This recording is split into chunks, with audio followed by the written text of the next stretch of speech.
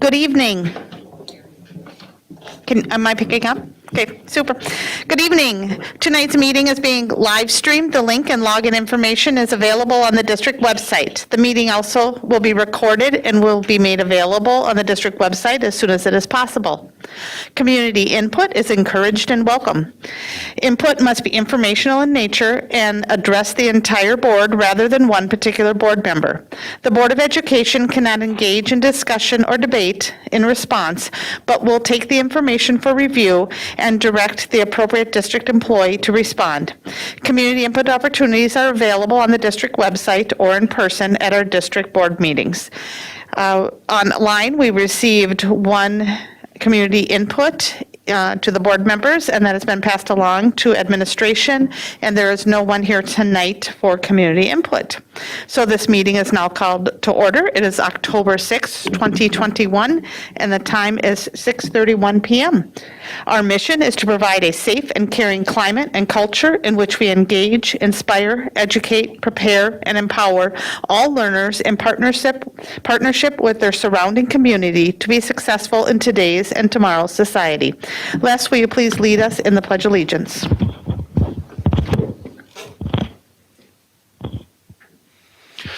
I pledge allegiance to the flag of the United States of America and to the republic for which it stands, one nation, under God, indivisible, with liberty and justice for all.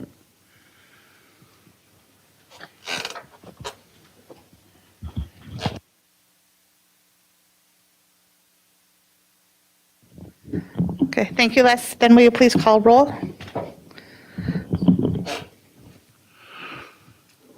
Scott Andreasen. Here. Al Dahlgren. Here. Zach Dorholt. Here. Les Green is here. Shannon Hawes. Here. Natalie Ringsmuth. Here. Monica Segura Schwartz.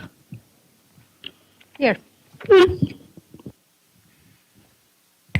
Following cabinet members and staff are present at the district administration office. Superintendent Willie Jett, Assistant Superintendent of Secondary Education, Dr. Lori Putnam, I'm sorry, is Lori here? No. Okay, Lori is sorry. Lori Putnam is remote, online offsite. Thank you. Assistant Superintendent of Elementary Education, Dr. Mike Rivard. Executive Director of Operations, Gary Ganji.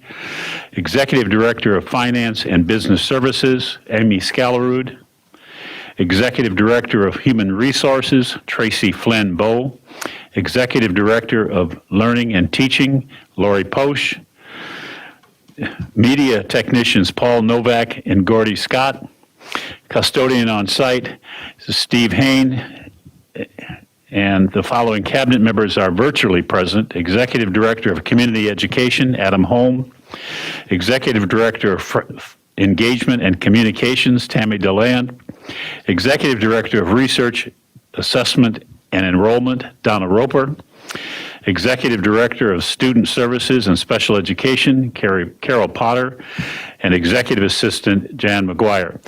You'll have to excuse me. What's happening is that as I'm reading the notes, my glasses are fogging up and I can't see. So. Thank you, Les. Okay, next I'm looking for approval of tonight's agenda. So moved. I have a motion by Natalie and a second by Mr. Dorholt. So Les, can you please call roll? I'd like to pull. Oh, hold 1 second. So we're just doing, and then we'll move to the consent agenda, and then you can pull it. So Agenda, let's then do consent. a vote on the agenda. Okay. Monica Segura Schwartz. Yes. Natalie Ringsmuth. Yes. Shannon Hawes. Yes. Les Green is yes. Zach Dorholt. Yes. Al Dahlgren. Yes. Scott Andreasen. Yes. Okay, thank you.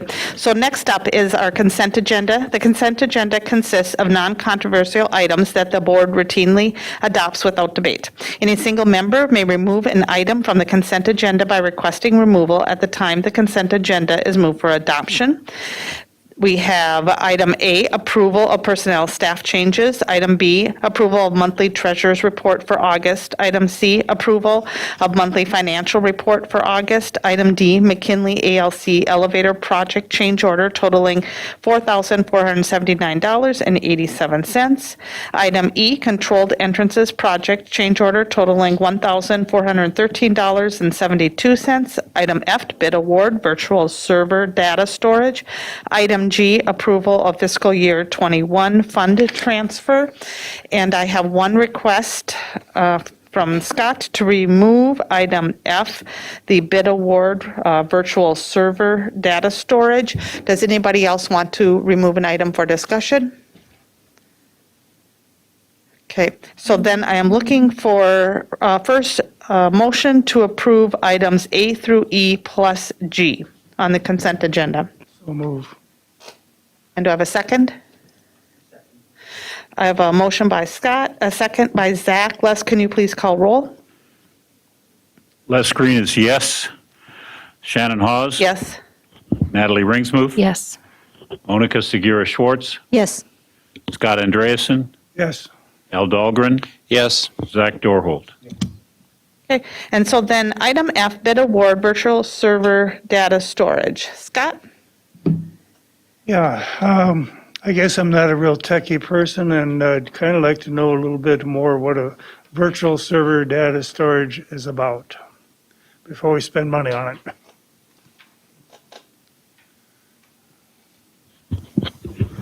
Good evening. Thanks for the question, Scott. So what a virtual server is, it's a server that sits in the cloud, that has access from the cloud, and it's used for storage of a variety of district data. We have hardware that's on a replacement cycle, and we replace them every so many years, so that the servers every so many years, so that we have adequate storage, adequate speed, and they just age out as well. Don't we have some sort of a backup at the police station? Yes, yeah, we have our data center at the police station, and it depends upon the system. Some of our systems are backed up off-site, some are backed up over there. And what sort of security do we have putting our school's information in the cloud? Everything is encrypted.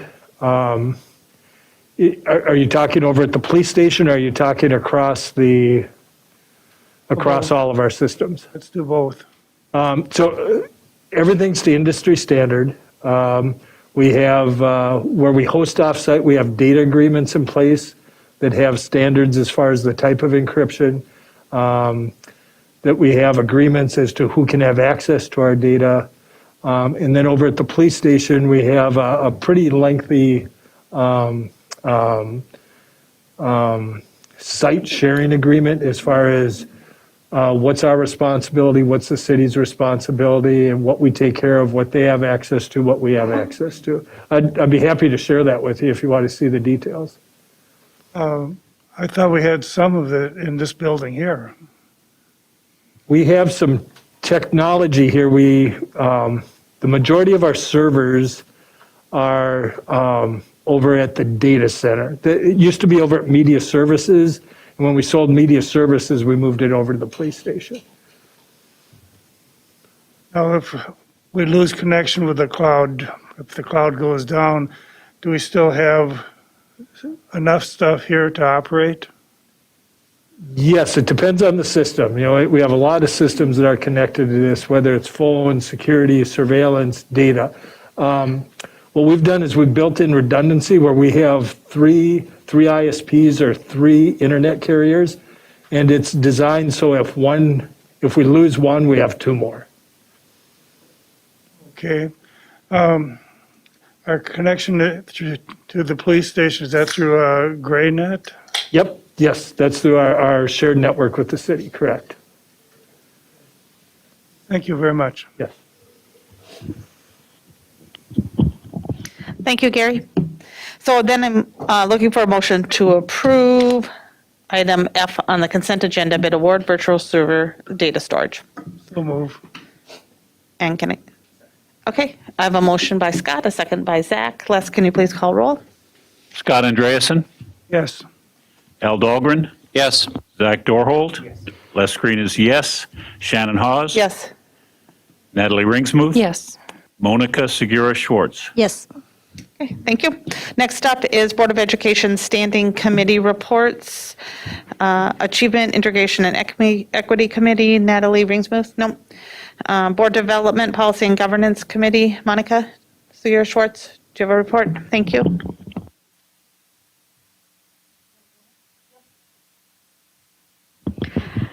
Hi, everybody. So we met with our board development committee and we talk about our retreat. So we're going to have a retreat and we are discussing with administration how they can support us in the retreat. So when I sent to everybody the topics for the retreat, I only got 2 answers and pretty much all the topics were liked.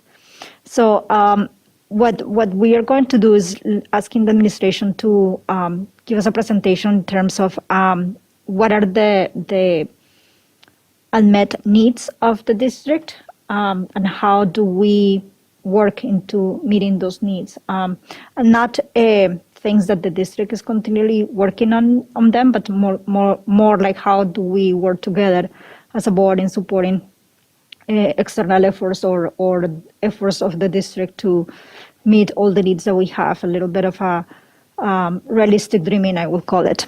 And then the other part of it is, so if you have questions, please ask us. We're still working in more details about it. But basically it's about all those themes and topics that you receive in the email that I sent you. Those will be more kind of a frame in terms of those needs and how do we reach them, and if we need to figure out working message for ourselves or more work for different committees, like for example legislation committee in terms of advocacy for state funding, or maybe advocacy internally. So that's basically it. Did I say everything right to my colleagues in the committee? All right, so that's the report.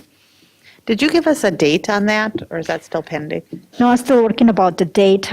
We have 2 tentative dates, which are November 30 and December 14, but I'm still waiting for them.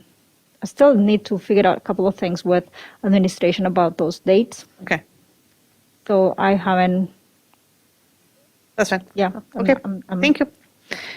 And then the other report we have tonight is Personnel Negotiations Committee, Les Green. The committee met today and had 4 issues on the agenda. The first was a negotiations update. Staff provided updates on the status of negotiations for groups that have commenced bargaining but have not yet settled. We will talk about that during closed session, I believe. There was a reclassification of a position. Staff provided background on the reclassification of a position in the non-represented hourly employee group. The nepotism policy was updated. Staff provided notification of relevant hires that required a review by the nepotism standard, which we did, and approve that, or whatever we do with that. It's just simply that we have to be notified of it and understand it.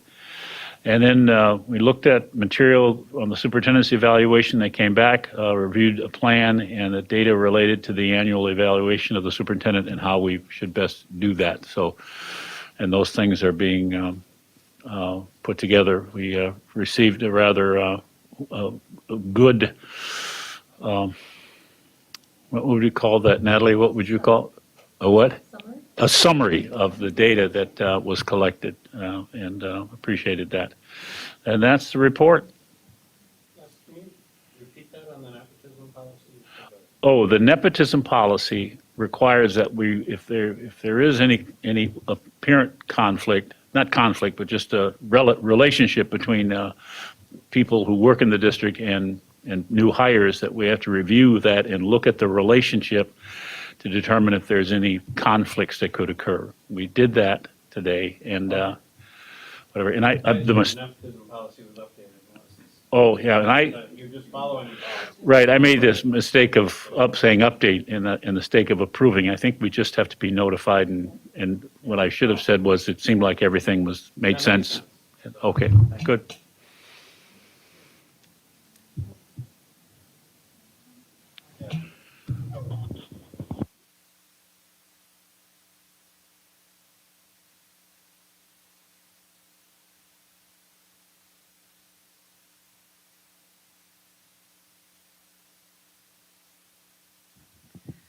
Okay, thanks, Les.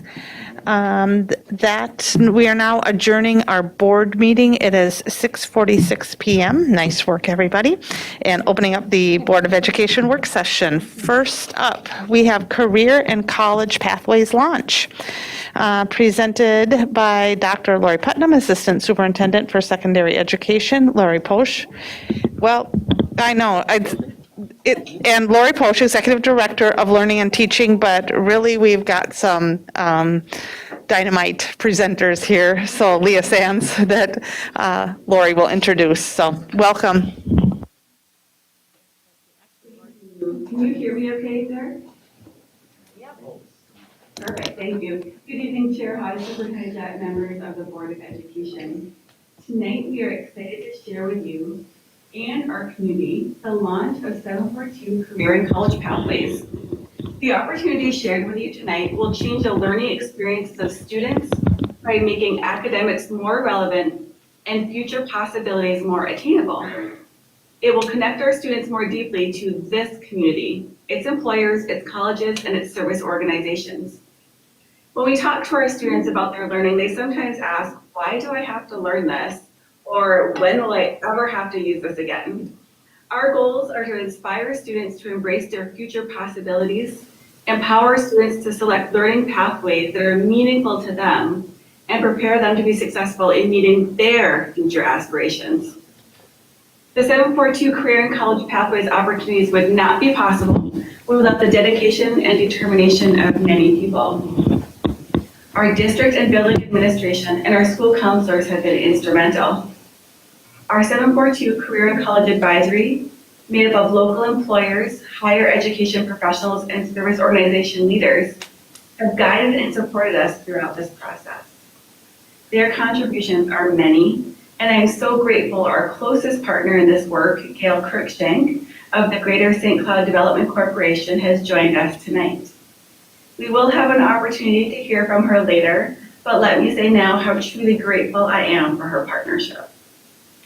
I also want to thank Leah Sands, our Director of Career and College Pathways, for her work on this, and we'll turn it over to her at this time. Thank you. Good evening. Thank you so much. This isn't on, right?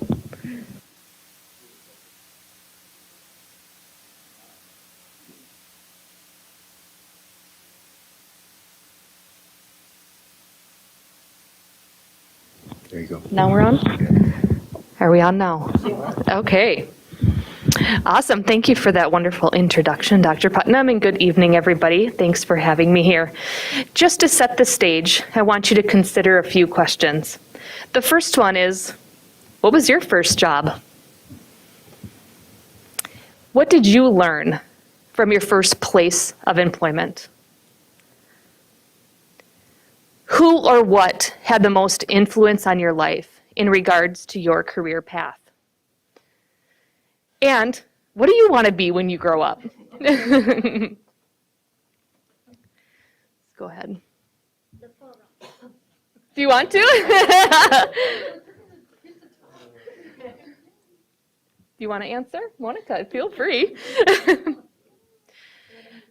Okay, most of the time it's careers in which the students have been exposed, right?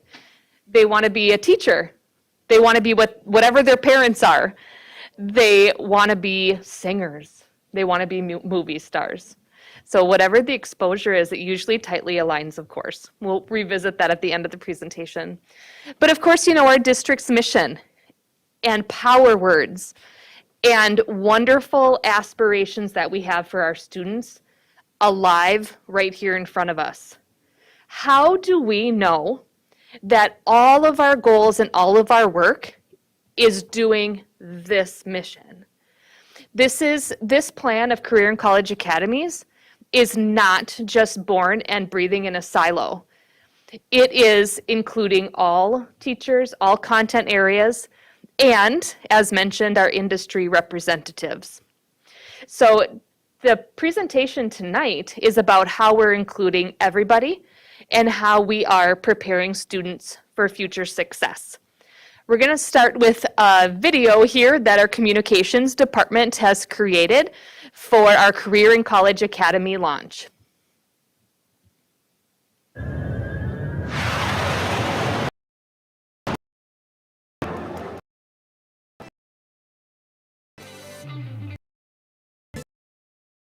To kick off the Career and College Academies at our high schools. With the guidance of the Minnesota Department of Education's Career Wheel, Career and College Academies are designed to introduce students to a wide selection of career fields. We aim to ensure opportunities and access to career programming so that all students can participate in career and college coursework, job shadowing, internships, and more. Career Pathways provides students the opportunity to try on possible careers, allowing them the chance to experiment with a variety of industries. College Academy, in a sense that you can always change your mind about your chosen path.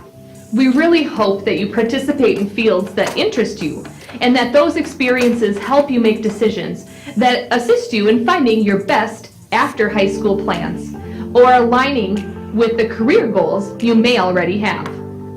Student self-discovery begins in our middle schools through exploration of academic interests, personal strengths, and career-focused content.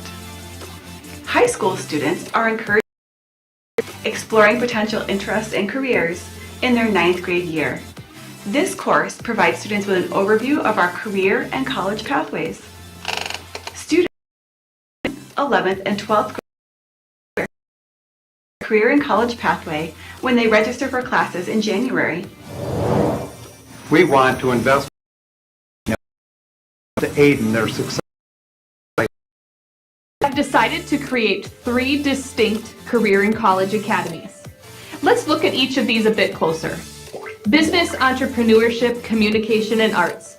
This would be an academy for you if you would like to explore pathways such as sales and marketing, business management, accounting, visual arts, performing arts, information technology, programming and software development, or communication technology, to name a few.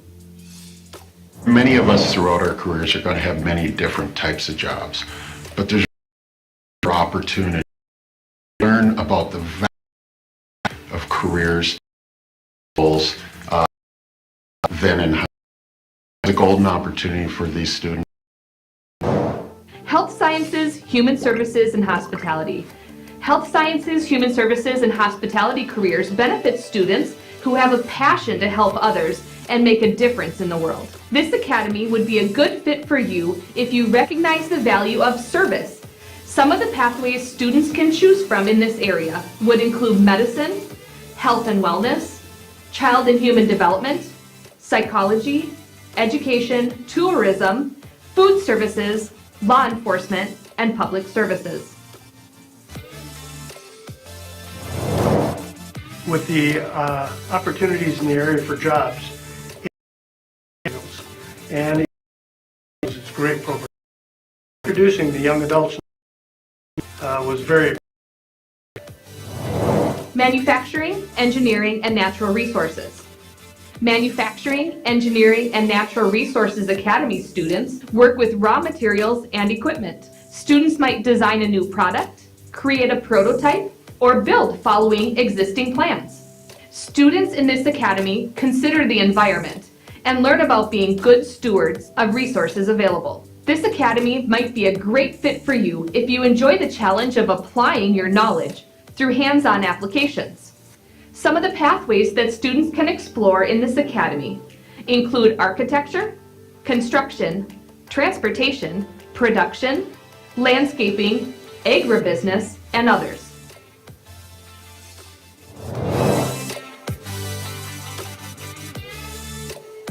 Our employers in the greater St. Cloud region are eager to help support these experiences. We believe and their parents with the information they need to both while letting us showcase a wide variety of careers.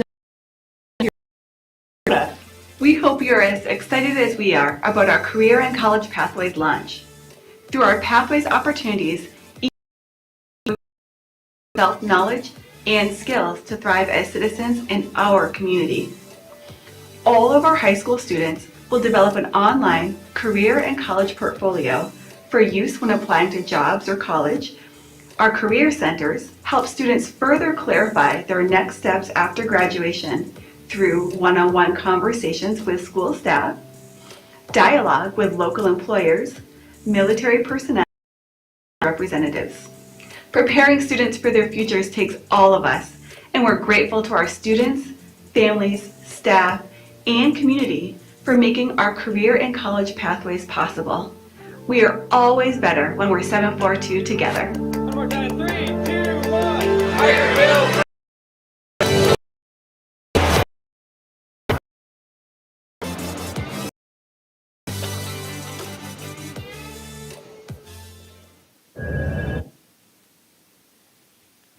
Thank you to our communications department for putting that fun video together. Our students will be seeing that coming up later this fall when registration starts knocking on their door.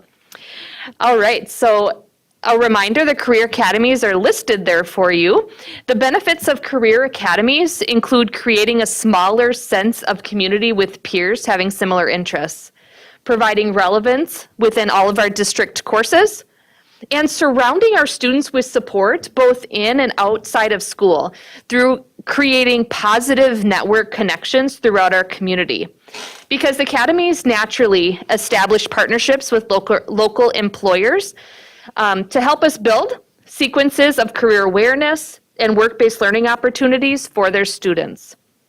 So perhaps you're wondering how all teachers are involved in this work. Upcoming is our rollout plan for bolstering career and college readiness throughout the content areas and across grade levels. Yours advanced, mine didn't.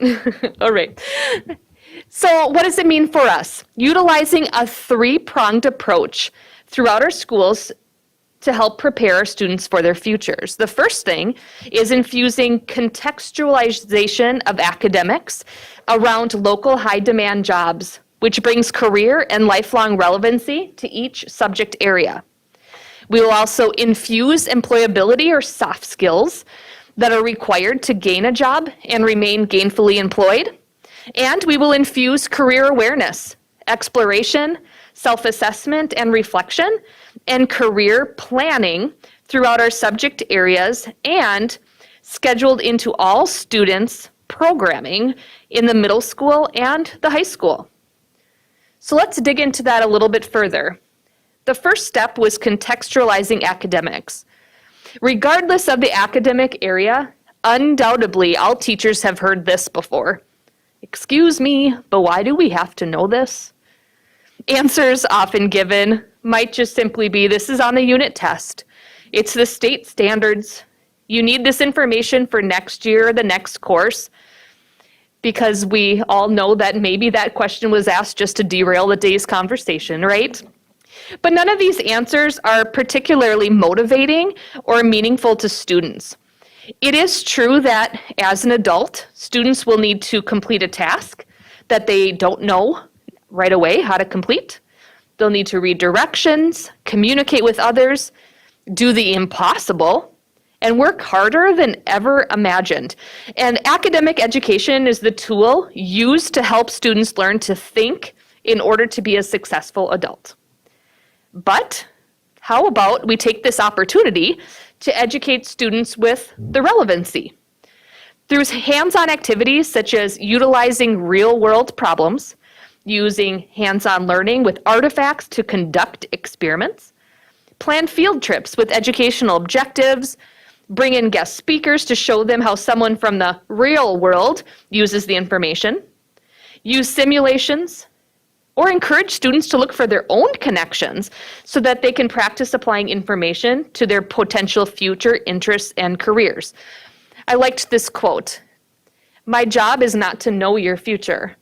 My job is to prepare you for every possibility in that undecided future."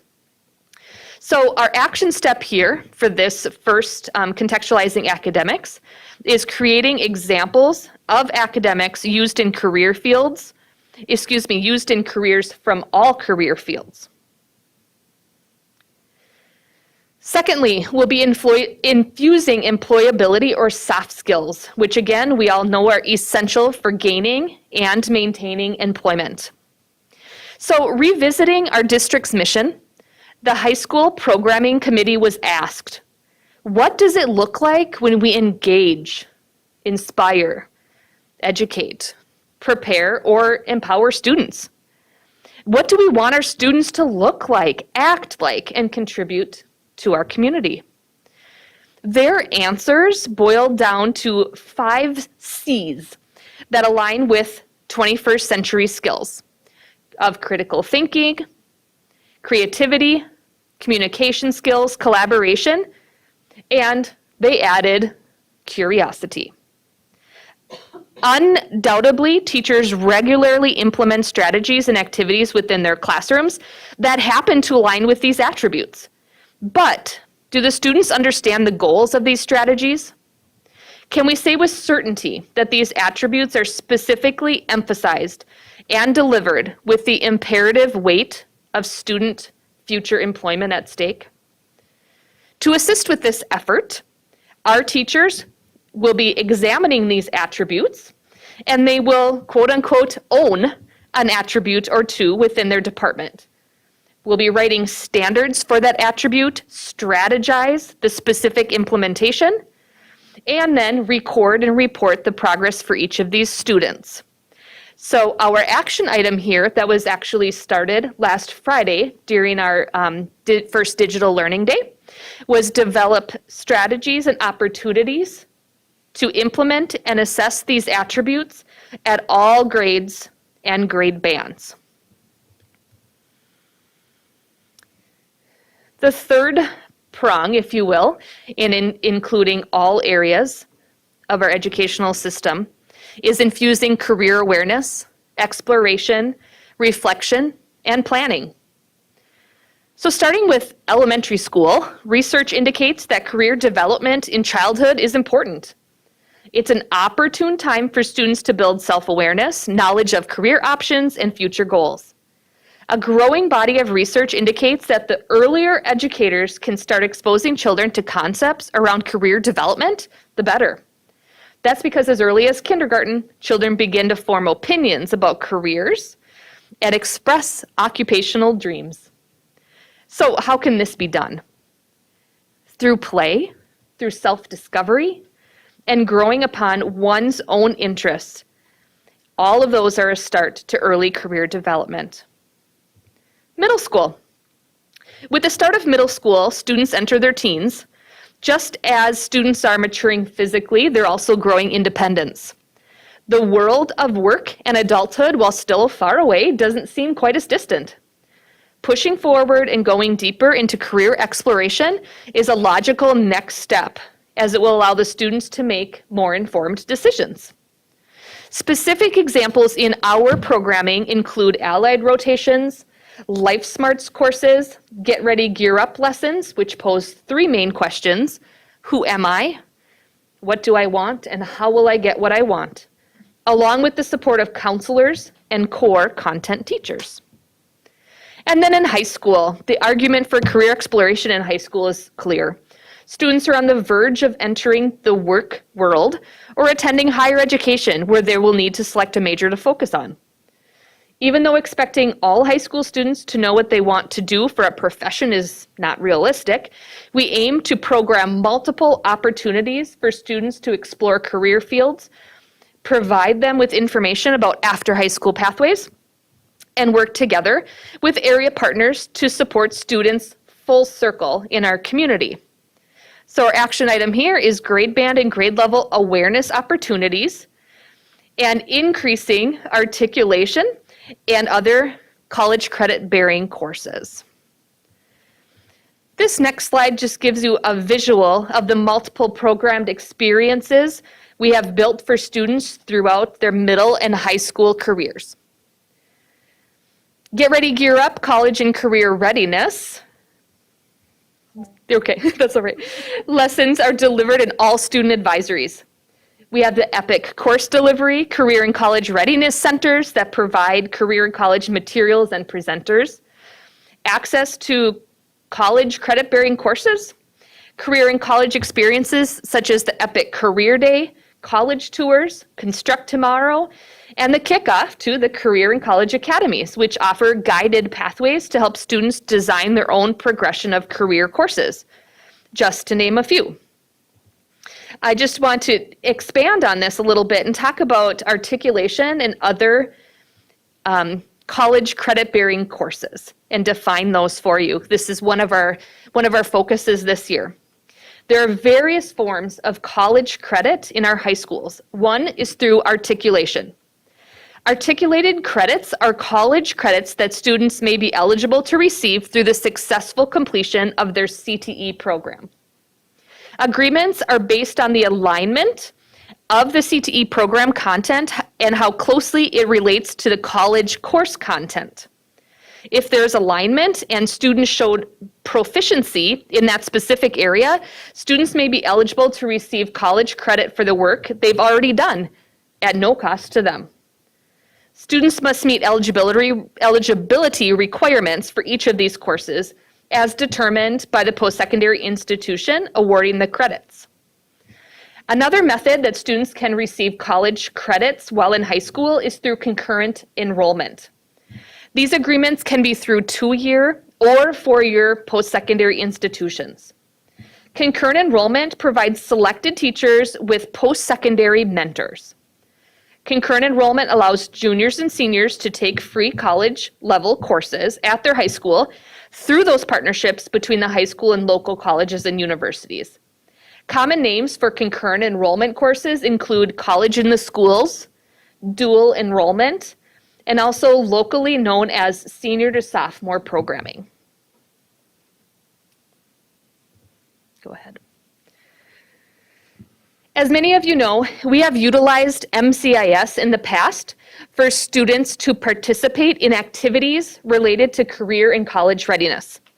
As an alternative, we will be programming career and college readiness activities, exposure, and student reflections throughout a student's time in our district. The prime reason that we have made this change is due to the fact that we want to provide students with a tangible item they can utilize and reflect upon even after graduation, instead of simply requiring students to answer programmed questions within a website. Students will be creating and collecting their evidence of learning through the creation and maintenance of their own personal Google site. This will be their portfolio of learning. As a collaboration, students will upload and reflect upon their classes, projects, and experiences in each class. The end product is intended to be used as a celebration of learning that can help students gain career opportunities throughout the community. As I mentioned, students have or will be creating this and collecting their evidence of learning through the creation and maintenance of their own personal Google site. On Friday, October 1st, we had our first Digital Learning Day. The high school students were tasked with creating a new Google site or enhancing one that they have already established. Just for some fun stats that are live from last Friday, we had 1,009 new sites created just last Friday. 33,416 actions on Google Sites in our district. Actions would include additional page creation, materials additions such as images or work that they uploaded, edits made, and pages viewed. Our district technology integrationists assisted 104 students over live Google Meet to answer Google Site questions from 9:30 to 12:30. So again, on our digital learning day, from the teacher's side, one of the tasks that teachers focused on was infusing employability or soft skills into content areas. Teachers worked in content groups to identify which of the 5 C's matches naturally in that content area. Our next steps will be reviewing the feedback from each content and assigning specific attributes that each content will, quote unquote, own. We will write standards for their implementation, strategize methods in which to specifically teach the attributes, and design methods in which to assess successful acquisition of those attributes. Okay, as an extension from your answers of the questions I posed to you at the beginning of this presentation regarding your journey in the world of work, let's look at some answers that our students gave us when asked about careers. The first question that local students were asked is, how would you prefer to learn about careers? 54% of the students believe information on what people typically do on the job is most helpful to decide what type of career they want. 17 students think how much money is the first question to ask. 12% how much education is needed. And only 2% cared if it was located in this state or across the country. The second question was, who do you think should be helping you with future education and career decisions? 45% of students think family should be assisting them with future education and career decisions. 14% of students think teachers, 14% of students think a careers class, 10% of students say guidance counselors. Remember that every one of us is vital to a student success story. Finally, let's see what career clusters our students were most interested in. Health science was at 17%. Arts, AV, and communications was 11.5%. Ag, food, and natural resources was tied at 10% with law, public safety, and security. The least interested of our high schoolers that we questioned, the area was government and public administration. The second most interested cluster for our students who were questioned, the second most was 13% law, public safety, and security. Second was health sciences at 11.5%, and human services pretty close behind at 10.5%. And the least interested, government and public administration again. Sorry, gotta move one more. All right, so 742 Together is more than a slogan. We're utilizing local expertise through the help of our Career and College Advisory Committee, and also leaning on the work of Luke Greiner, who is our labor market analyst with Minnesota's Department of Education and Economic Development. So today, representing our industry collaboration, Gail Cruikshank, Talent Director with the Greater St. Cloud Development Corporation, is joining us virtually. And we asked her to reflect upon the work and vision of our Career and College Advisory, in which she helped facilitate. Gail.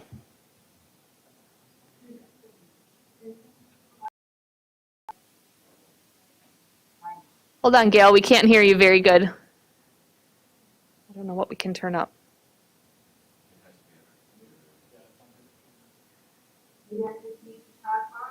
Talk loud.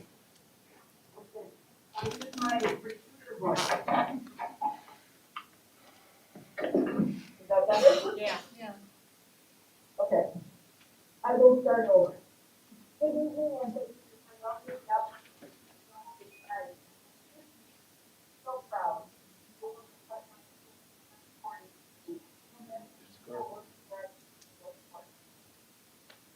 In our diverse, there are many things to find in the workforce.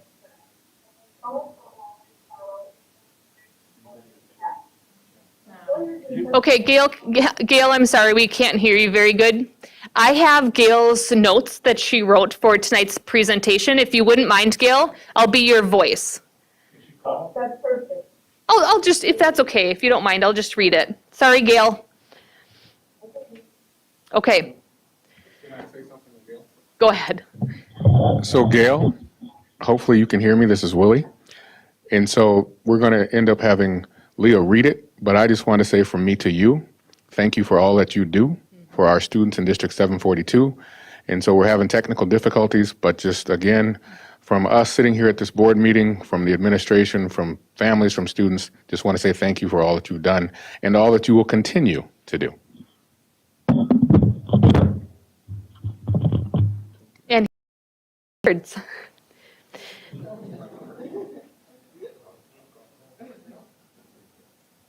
We good? In our diverse economy, there are many ways to define and achieve workforce success, and they don't all follow the same straight or orderly path. Employers in central Minnesota now provide more than 278,000 jobs, and the state has nearly 3 million jobs, with currently over 8,000 job postings on our community portal, Greater St. Cloud Job Spot. So it can be hard to know which job is right for each individual student.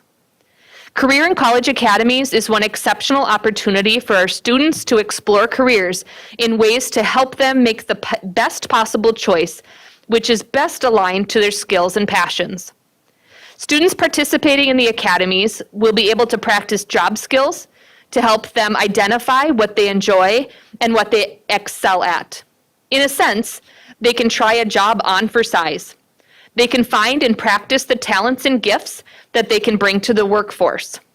Identifying one's skill, strengths, and passions is critical to career planning and securing a job you will enjoy. Graduating from high school is an important first step, but from there, the path to success can go in many different directions.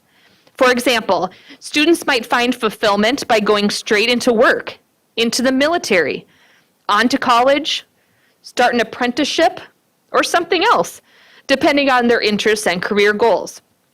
In other words, there are many pathways into the labor market. On behalf of District 742's Career and College Advisory Committee, comprised of over 20 local employers, along with secondary and post-secondary educators, we stand ready to assist district students by providing support in vast and various forms, both in and outside of school. Our employers and community partners are ready to provide time, talent, and resource to help prepare our future workforce for careers in their industry.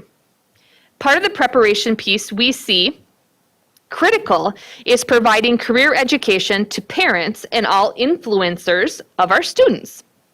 This will be done in 2022 through our kickoff of EPIC for Influencers, a career education opportunity for all to learn more about all potential careers coordinated through our EPIC board and career clusters. Together, we can accomplish so much more, and our employers understand it will take all of us working together to ensure our future leaders are equipped with the skills necessary to ensure our community continues to thrive and grow. Thank you, Gail.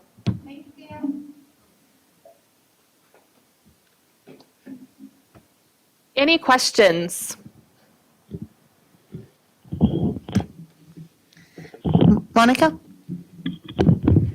Thank you. Thank you for the presentation. So my question is about the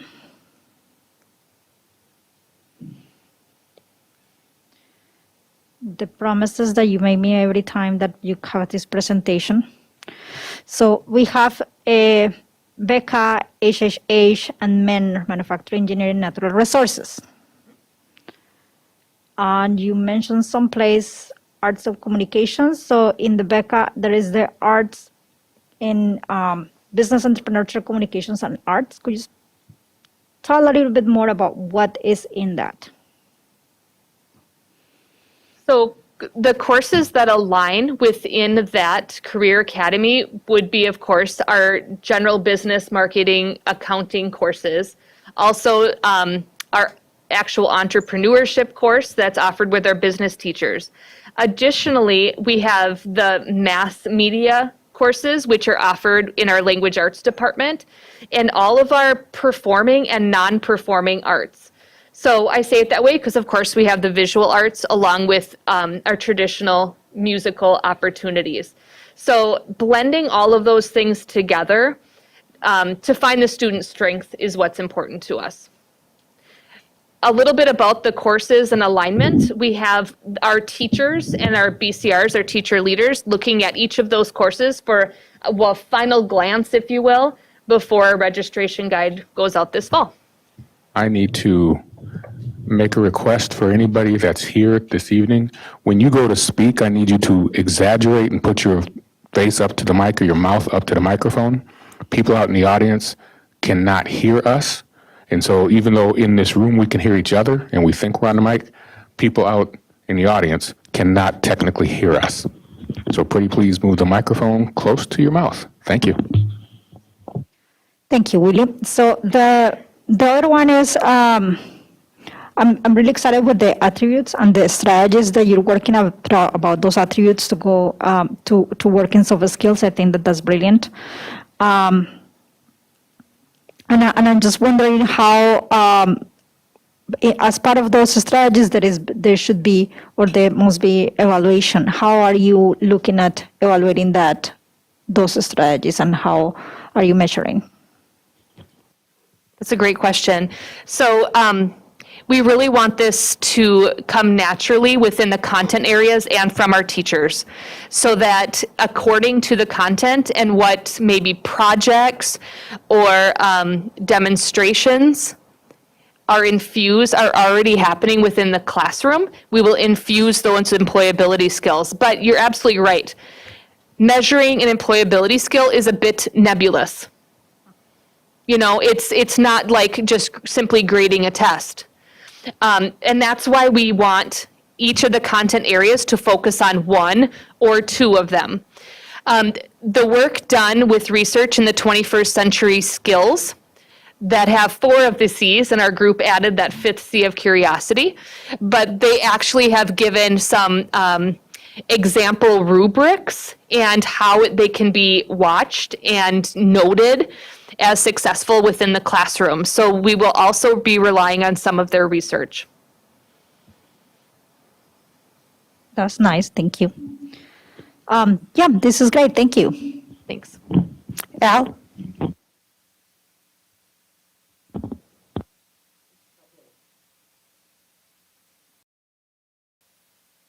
Couple of questions. Can you go back to the slide with the, what am I thinking? The district career paths listed. Yeah, not that one, but yeah. So there's 3 basically that we're listing here. And on the career wheel, on the other one, on the career path wheel, there's 6 different academies in there.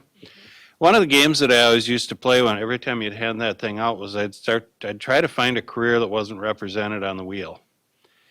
And I could never do it because it was like everything that I could think of was there somewhere. And I think that's really important for, you think we have almost 10,000 students. They're all at different points in their academic career. But when the light goes on for a kid, it's because of an exposure or something to a career field, and it has to be listed. Because 10,000 kids are going to go in 10,000 different directions. They're going to have 10,000 different jobs. And if we limit, and I'm not saying that we're limiting here, this is kind of my question. If we limit the number of things that we expose kids to, we may only be turning on the light in a portion of the students and not in all of the students. I mean, we almost need to have something that represents every different career field. And when I look at this, and I also am going to make a comment that we have the Grow Your Own program, And I don't even see education listed on this, so I don't know which one an educator would go into, but if we're truly working to grow our own, we should really highlight and focus, not focus on, because you don't want to drive kids in there that aren't going to be good at it and it's not turning a spark on them. But it certainly shouldn't be absent from the visuals and everything. I mean, that should be a part of all visuals. So I guess my question is, with only 3 different career academies, are we broad enough to represent all career pathways to students so that we can spark the interest of everyone? I appreciate that question because a lot of time and discussion has gone into answering that too. And utilizing the career wheel as our tool, we a couple years ago had thought about having a pathway in each of those career fields. Some schools have career clusters under each of the career pathways, and they might offer 18 career academies. What we are being conscientious about is not getting students, I'll use the word stuck, in a pathway. Our goal is to expose them broadly so that they can then choose once they leave us, once they graduate, once they move on to post-secondary, because we won't be a substitute for a technical college or community college or a 4-year. So we wanted to, and we purposefully kept it broad because of that. And there's a lot of overlap in those career fields too, especially with the ones that we partnered together.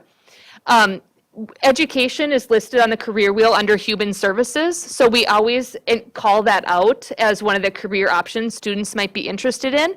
But health sciences and the human services have a lot of crosswalk between them. So that's why we're really coining and tuning into students by saying serving others. That's our students' generation desire, more than anything. It's how am I going to help others? How can I help my community? And so that's basically a service area. So again, if we were to have, we just don't want to get too specific and not allow a student to switch while in high school. However, I will tell you that as we form our guided pathways, we will have multiple levels of suggestions for the students in each of the career academies. For instance, since we're talking health sciences, we know that we need doctors, we need surgeons, but we also need a lot of entry-level CNA, we need lab techs, and so forth. So that would naturally mean different course paths for the students. And so we want to show them different trajectories that we can start them on in high school and what that could look like then going into college. And I think, that's good, and I certainly wouldn't want to put a kid on a path that they can't get off or change to a different career path. I think I'm probably the king of that one. But my concern is that we aren't, I guess I would look at funneling it down, like here's all of these options up here. So, think about what you might want to be. Oh, you want to be a realtor. Okay, now that goes down into this funnel. So we can bring it down into 3 funnels, but are they getting exposed to all of the different career pathways, and where does that funnel down into, and which of these should they be following for that interest? That's absolutely noted, and I appreciate that as we move forward. I think it comes to the student education piece and how to roll that out and how to make suggestions for them and following the guided paths. But I appreciate that.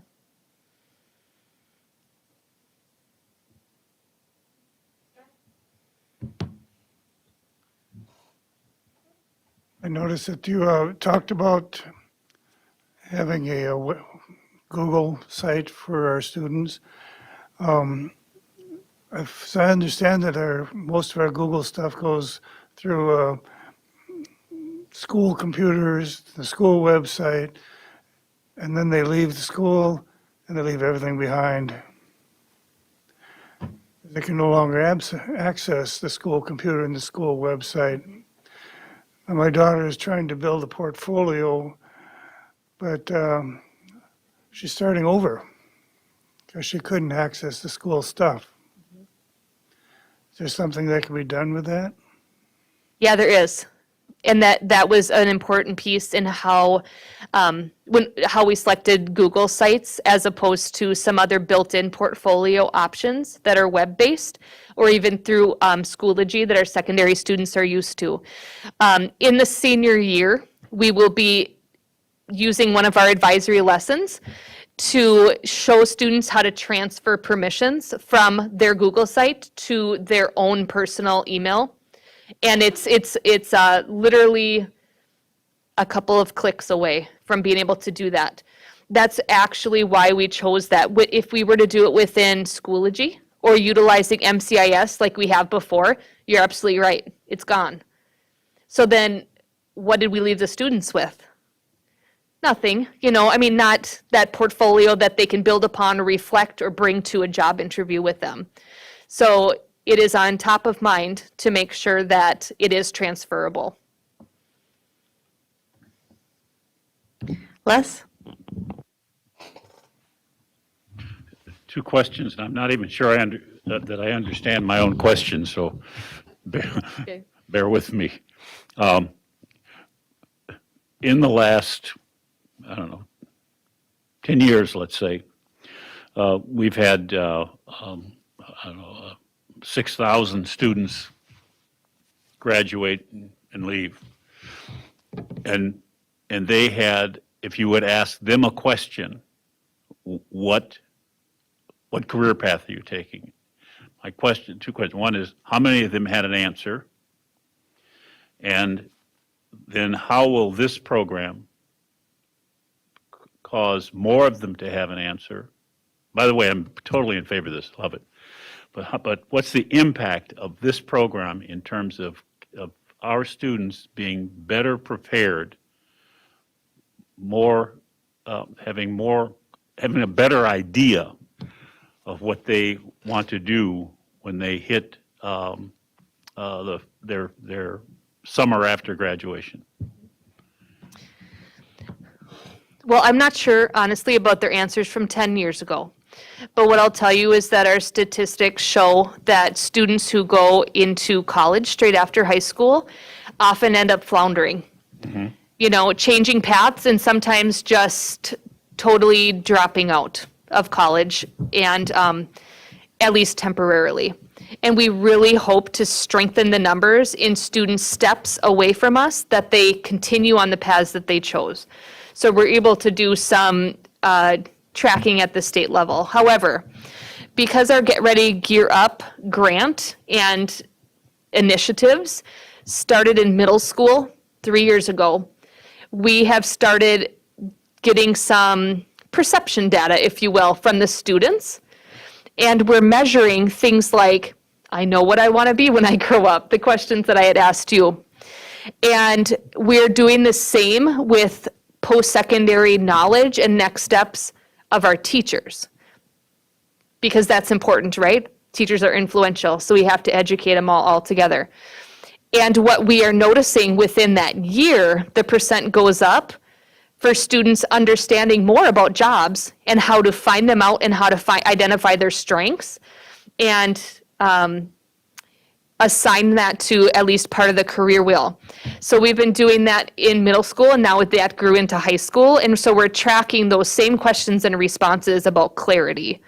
And I know what I can do after high school. I know what options there are, and I know how to do each of those things, so that if a student does change a track a year away from us, they know how to be successful on that track too. So we're watching the students grow with the interventions that started in middle school, and those students are now in high school, to watch exactly that. What impact are we having? Great, thank you for that answer. And then secondly, I think this is second, a demographic standpoint, are you having an impact on students of color, engagement on an impact on engaging students of color in this process? I believe so. I think specifically as an example, within our 9th grade EPIC courses, the students are hands-on trying on those careers. And you can see the light bulb moment, if you will, go off in all students, especially those who haven't been exposed to different areas before. You know, when a student gets to practice welding, just doing a spot weld, and sparks are in their face, and they realize they just created something, it's an amazing thing. That has a lot of impact on our non-traditional students within each of those areas, including females in welding. You know, that they can do it too. So just showing all students that they can be successful in those careers is important. Thank you.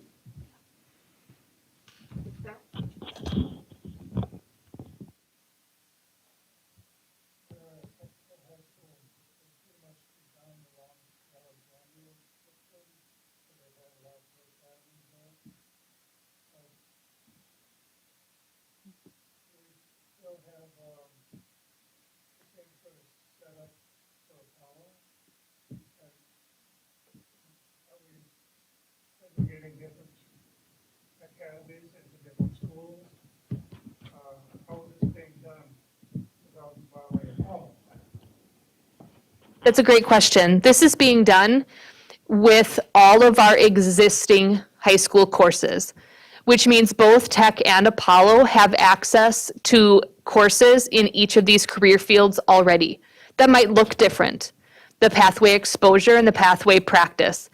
But nonetheless, they can do hands-on exposure in each of those career academies, regardless where they are. So are we going to have some academies at one school or the other? No, not necessarily. We're keeping all 3 academies between each of those buildings, but we know that some of those highly specialized areas, such as a house build, we're equipped for that perfectly at Tech High School. But we already have a couple of our Apollo students this year going to Tech to participate in that activity. And the other difference would be metals and autos, manufacturing and autos being very strong at Apollo. And the students do the same thing from Tech. They're able to access those high-level courses at Apollo. So all the intro and pathway exposure classes are happening at both high schools.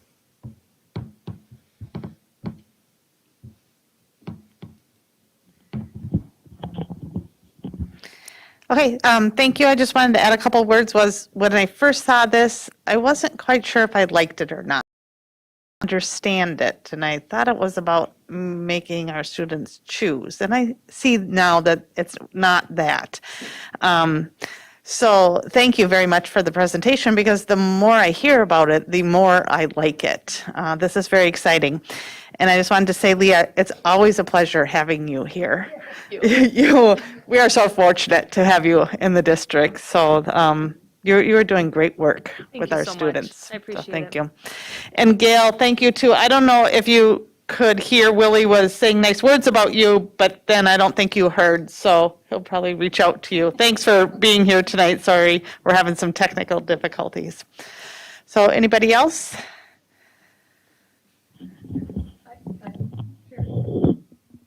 I'm also a fan of Leah, that's all. The only other thing I was going to throw out there is Leah asked a question, and I'm not asking the room to go around and say what your first job was. I want to do it. But nobody, as you ask questions, threw that out there in terms of, hey, my first job was, here's my question.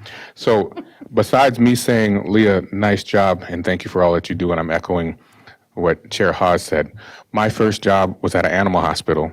I'm not going to say what the title of it was, but some people wonder every once in a while, did it prepare me for what I'm doing now? And I'll just leave it at that. Okay. All righty, thank you.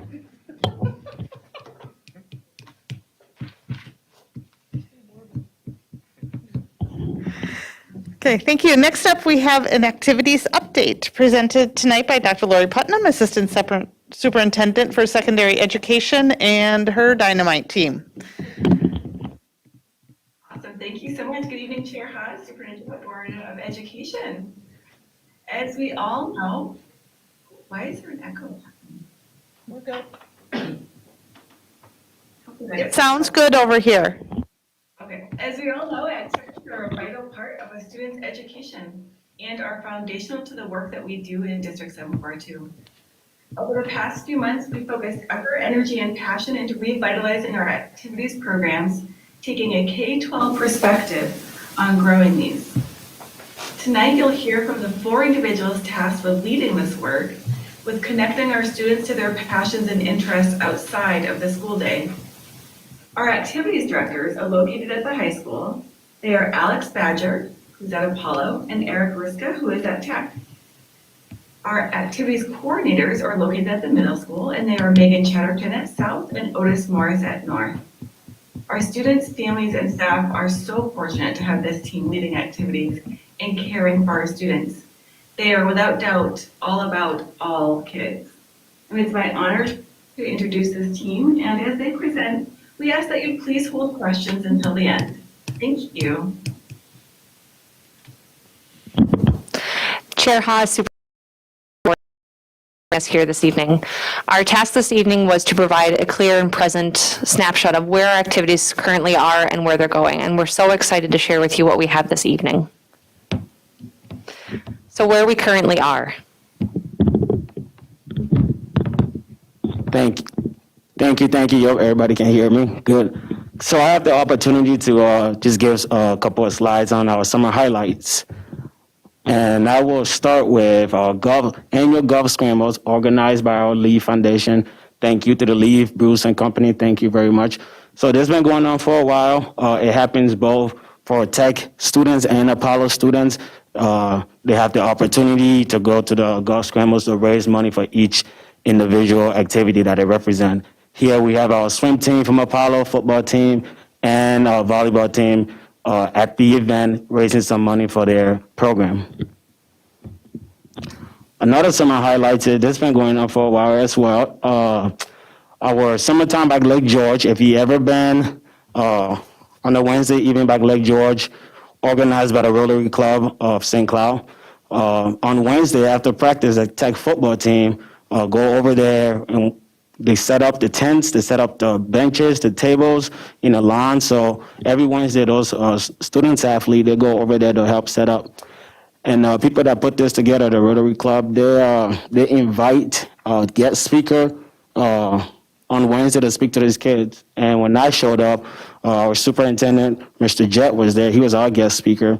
And his message was short, simple, and sweet. He encouraged the students to join as many activities as you can, or try as many activities as you can, make as many connections as you can, and build as many long-lasting relationships as you can. Because you never know what you're good at until you try it, and you don't know who you're gonna call for that reference call. And for us ADs and ACs, and that's kind of the same message we're preaching to. Join something, get involved. You surround yourself with positive coaches, people, and as Dr. Putnam stated earlier, that leads to success. Another summer highlights, our co-op baseball, VOW baseball team finished 4th in state, and that was very great for this team. Our baseball program is in great future and good hands. For the next highlight, I just want you to take a second, go back a couple of years when you were back in high school. Did you know all the activities entering high school? Did you know everything that was provided to you? I think most people can answer no. Well, this summer, AD Alex over at Apollo and her team, they went door to door, knocking each incoming freshman door and presenting to them physically what activities was provided to them at the high school level. I think this is very impactful and very empowering. So the kids they got to know about the activities, they got to register right on spot. So now if they go to school, they don't have to find what activities office is, know what's going on. They literally went to them and registered, and I think that was great. Lastly, we had a couple of college visits, couple of college commit over the summer. We have Landon, who committed to Dubuque College in Iowa to play lacrosse over there. And then we have Kiara Anderson, who went on several college visits, and she is a senior at Apollo. Lanning is a senior at Tech. So I think these are some of the few highlights that happened over the summer. Thank you. We have several highlights from our different programs available at all of the schools. We're going to start off with some of our fine arts highlights. This last year, we had 4 students who qualified for state band and orchestras. Quite an accomplishment by those students. As an activities department, we are incredibly excited to welcome back an audience to our fine arts programming and are really looking forward to some of our fall opportunities for students, including musicals at both Apollo and South, and then plays at North and Tech, along with some solo ensemble and music showcase opportunities that are available to our students. Some athletic highlights and updates. Last year, again, we had several students who qualified for the state championships in boys swimming, cross country, and track and field. Again, we are very excited to welcome back spectators at all of our events this year, so that has definitely been a highlight. Another highlight that we have seen at the junior high level is the implementation of a new program. It's called our 6th grade sport sampler, and if you have not had a chance to witness pure joy in a student, please join us tomorrow night. They'll be hosting their second activity competition with a cross-country match or a cross-country meet. The super exciting thing about this program, and one of the things that we wanted to highlight, was the connection between our high school programs and our junior high programs. Our high school programs are really stepping up and making this quite an experience. They will have high schoolers that are helping them map out the route tomorrow, that they will be cheering them on. They will be providing them with a very high school-like experience. So that has been really a great success here this fall. Both of our Tech and Apollo programs were able to run camps and clinics over the summer that not only included our high school students, but also many of the youth that are aspiring to be high school athletes as well. We have asked our students just to give us kind of a really quick, why are sports important to you? Or what do activities provide to you? And apologies in advance, this is not the clean, polished video that you would usually see from our communications office. This was all of us with cell phones out in the field, so apologies in advance.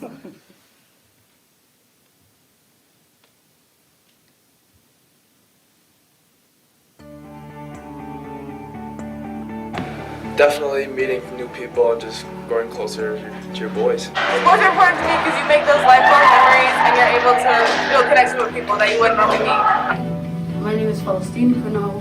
I'm a 7th grader. I tried soccer because I love it, and so far it's going great.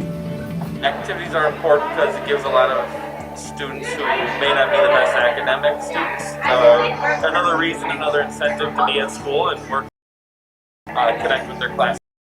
My name is June. I'm a 6th grader at South, and I did the sports sampler this year, and another activity that I'm doing is soccer.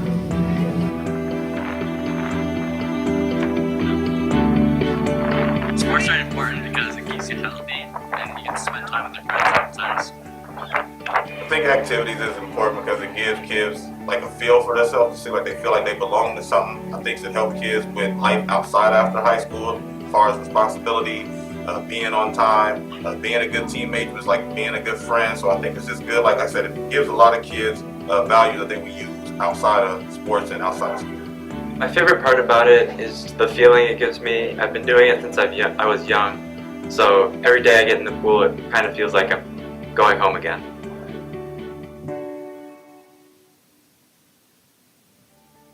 Oh, geez, sorry.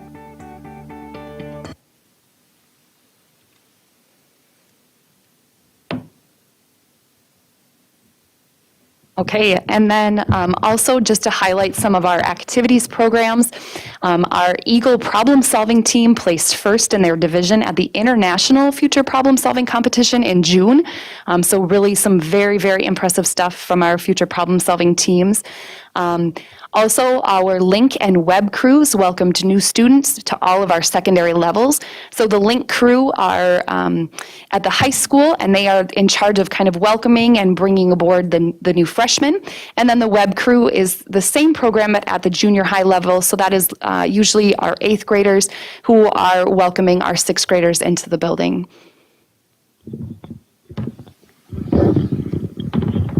All right, I get to talk about the high school league updates that have occurred over the course of the last year or so. And unlike the last year, as the pandemic has subsided a little bit, we see that there are no current COVID-related restrictions for a number of contests. The modified guidelines are meant so that the emphasis leans back on local control, so school districts have a little bit more say in what those guidelines might be. We had normal start dates for the fall. We hope that will continue through the course of the year, with the opportunity to compete in all postseason competitions at this point in both the fine arts and in athletics, and we hope that is going to be a trend that we see normalize. The new high school league website is a work in progress, so if you've ever been on the high school league website, you'll notice that lots of changes, some definite quirkiness, and some hard to deal with on our end. As it pertains to athletes, but for the most part, it's a work in progress. I think going in the right direction. And then we had a nice increase in our member school fees this year as the high school league executive board tries to bring that budget back in control after realizing through the pandemic what the state tournaments and section tournaments and such really meant to their budget and what they should be leaning on, what they should be focusing on. So again, that was a little bit of a shock to I think most member schools. So that's kind of the high school league update.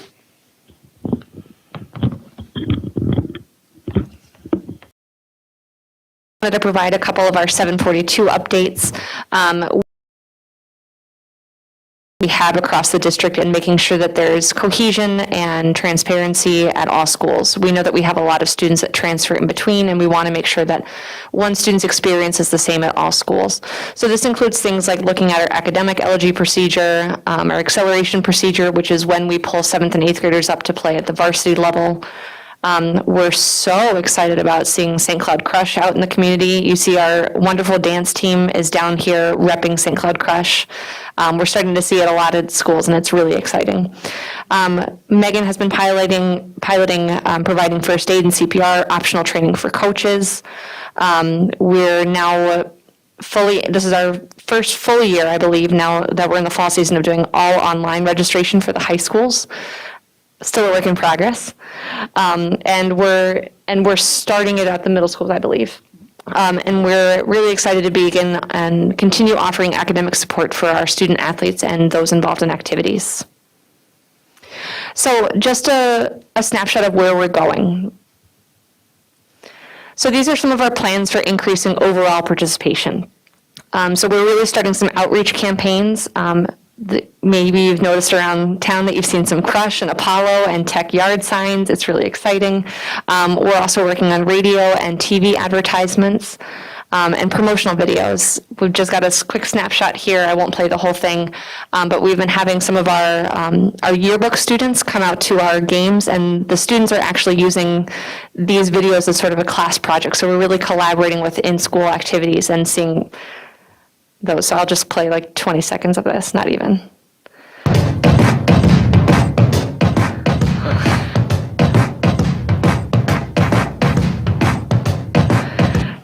And so we've really been targeting a lot of our sports that don't traditionally have a lot of participation. So girls soccer, girls swimming, cross country, and we'll continue doing that into the winter. We have been piloting our transportation home from activities, and we're still monitoring that use and making sure that it's a good use of our resources. We've also started asking our activity supervisors to begin outreach programs and making sure that they're involved with the middle schools.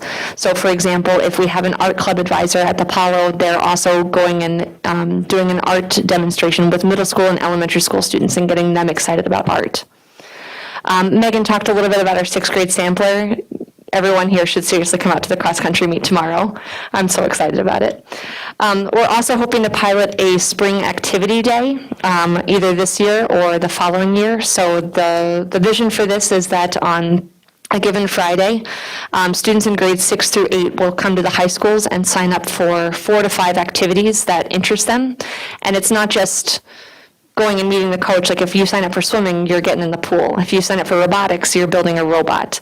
And hopefully at the end of the day, they can say, swimming was awful, I never want to do it again, but robotics wasn't, theater was amazing, I'm absolutely going to sign up for those activities. We're also hoping to do some activities website updates and making sure that it's accessible and meaningful for all of our students. I'm just going to add 2 things in addition to that. Where it says promotional videos, we are working with the communications department on putting together some promotional videos of our academic activities so that our students across the district can see what does it look like when you participate in a robotics competition, or what does a knowledge bowl night look like? And so we're hoping to get those videos here out in the next few months as just a really great way of trying to hook kids and get that participation increase there. And then the other one here is we've got a great picture of the tech soccer team came out and ran practice for our South soccer players. So again, just one example of the kind of that cross collaboration between our activities departments that has been really great to see. Oh my gosh, I did it again. Sorry. Isn't that good? Isn't it good? So making sure that when we are at activities, what is the level of enthusiasm and what's the experience for students? So some of the things that we're asking and piloting is we're having our fall sports go and support each other at different fall events. So this is the girls swim team out on a Saturday morning at a cross-country meet, and we're hoping to do the same thing with our activities. So asking art club to come to the fall musical, asking our fall musical students to come to a Knowledge Bowl meet, and making sure that everyone feels like it's Friday night football.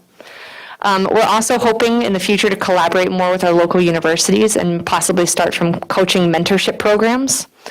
We're also hoping to start kind of a Student Athlete of the Month campaign where we get to highlight just all the incredible things that our athletes do, because they do so much and they're incredible examples for our community. And again, we're just encouraging our advisors and coaches to collaborate. So a great example of that is Art Club and Culinary Arts are collaborating really closely with our Luna Creative Arts Collective. We're asking Yearbook to help with these promotional materials for our sports and activities. And so really making sure that we're one community working towards the same goal. We know that inclusion is a high priority for us. We want to make sure that when we see these students out at activities, that it's not the same, that it needs to be representative of our community. And so some of the ways we're hoping to increase inclusion is that spring activity day. We've already started going to Somali parent meetings. We're also working on, at least on the Apollo side, on a TV spotlight next Tuesday, check my calendar, with our Somali TV stations. We're also excited to have bilingual coaching positions available where it's needed. So we have a Spanish-speaking coach for our football team at Apollo, and I know we had one in the spring as well for baseball. Transportation home for practice, we want to make sure that that's not a barrier for students and making sure that anyone who needs a ride can get a ride. We've also been collaborating with the Yes Network to provide meals after practice. And just like Megan had mentioned, making sure that we've got increased exposure, that you can really see yourself in this activity and you know what it looks like. So this is the end of our presentation. We would welcome questions from you. Okay, anybody have any questions? Scott?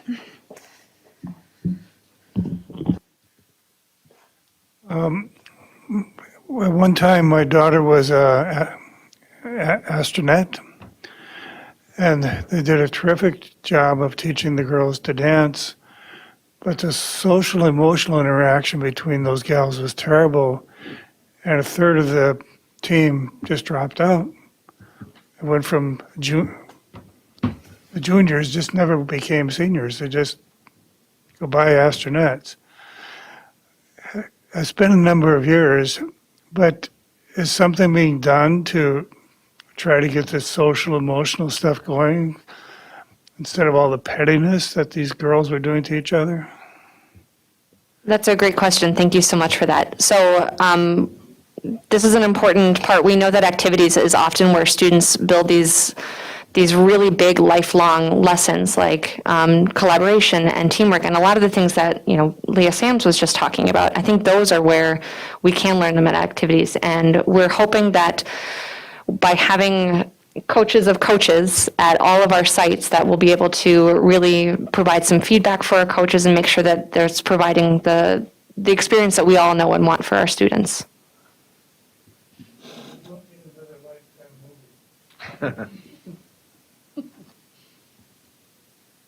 Anyone else? Monica? Thank you so much for this presentation. I really enjoyed, and I really like this group things that you're doing with bringing some teams to other activities and those kind of things. I think that they're great. So the four of you being in each school, is that different? Is that something that has changed? Previously, there have been a couple different models over the years. Last year, there was Charlie Eisenreich, who was the activities coordinator for all 3 middle school sites, and there were 2 activities directors. Before that, I think there may or may not have been, oh yes, there was, I think it was a part-time position at some of the middle school sites. And so now we're really hoping that by having a full-time dedicated activities coordinator coach at all of our sites, that those programs will get the attention that they need and deserve. Great. The other thing that I want to ask you was, so I like all the publicity that you're doing with all these programs and how you're changing and exchanging it with all the groups. One of the things that I have heard about the activities that I don't understand very well is fundraisings that parents do for activities. And for some they do, for some they don't, and there are some activities that parents seem to be more involved, and then there are some parents that seem to believe that there is a demand for them to be still involved with those fundraisers and those kind of things. Can you tell me a little bit more about how is the parent involvement in activities and fundraisings for activities work, and in which does it work in all the activities? Yeah, so this is a great question again, thank you. So we do have budgets that we provide all of our sports and activities. So at the beginning of the year, we sit down and look at who spent funds from the previous year, and then we as activities coordinators delegate and say that football needs X amount of dollars and GSA needs X amount of dollars. And so each activity does have supply accounts that's just given to us from the school district. I wish I could say that we had millions of dollars and there were no needs that were not met, but we live in a world where there's more need than there is supply. And so our parents do often step in to kind of fill that need. I wish I could tell you how much money our football team spends on, all the needs that they have. And so some of our activities are, like you mentioned, more involved and more active because of who the parents are. And so we never would demand that parents be involved, but we do appreciate it when they are, because we know that this is a collective effort in supporting these students. Monica, if I could just add, there will be information coming to the board in November with some of those specifics on fundraising and who's fundraising and how much. So the board will be seeing that information coming forward at a later date. Thank you, Amy. So a follow-up question is that you just said that depending on who the parents are in certain activities, there will be more involvement and more orders. So how is that equitable for every activity? Do we have, I don't know, I mean, there are activities that have reputation of being for people that are wealthier than others, and there are activities that are actually more expensive than others. So how do you look at that? Anyone else? I feel like I've been talking the whole time. Go for it, Otis.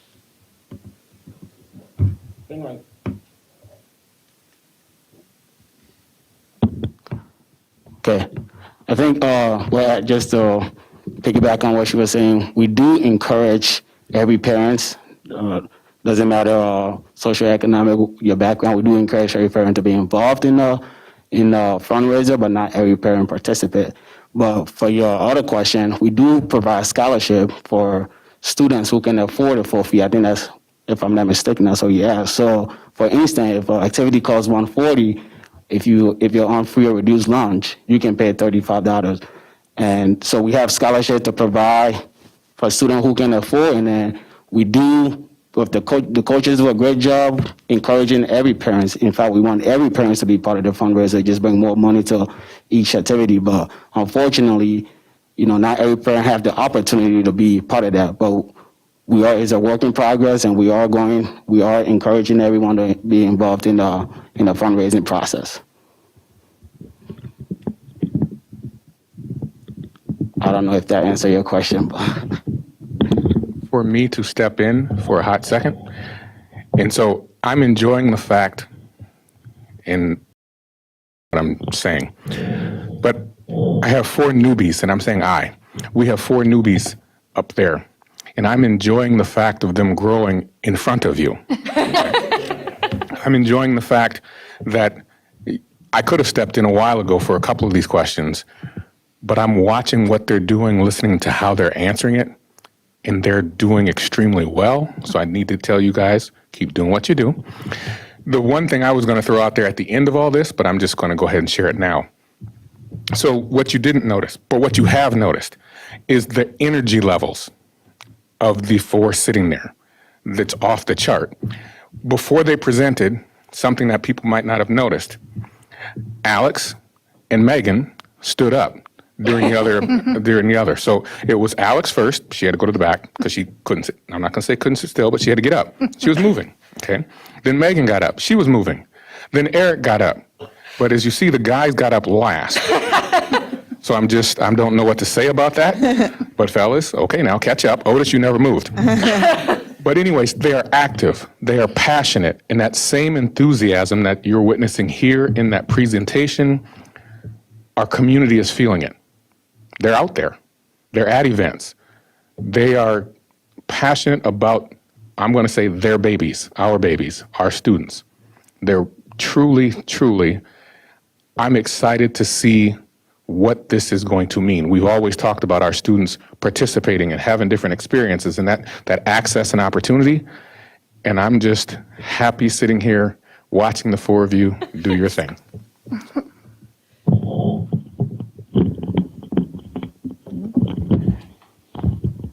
Anyone else? Natalie? I just want to say thank you for whosever idea it was to have those signs for yards. So I currently have a GSA one and a theater one for Apollo. And, that's not normal. Usually, it's football, I get it, volleyball, whatever, maybe, baseball. But to be like, I'm proud to be in theater and it's in my yard, that's new for theater nerds like my kids and me. So, and especially I'd say for GSA to just be right up there with every other club and be so valued and loved has really meant the world to my youngest. So thanks for that promotional campaign. I think I have to give credit to Justin Scholarud and certainly credit to Leaf. Thank you so much, Leaf, if you're out there listening, Bruce and Peggy, for seriously everything they do. Al? My question is for Amy. Amy, the increase in the fees to the MSHL,